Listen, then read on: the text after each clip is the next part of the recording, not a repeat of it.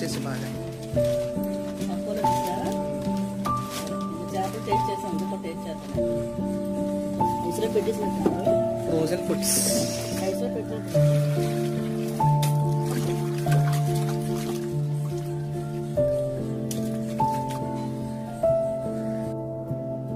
Apollo fish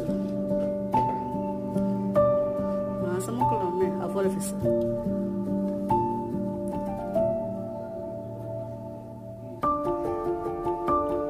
మాంసం ముక్కలే ఉన్నాయి Apollo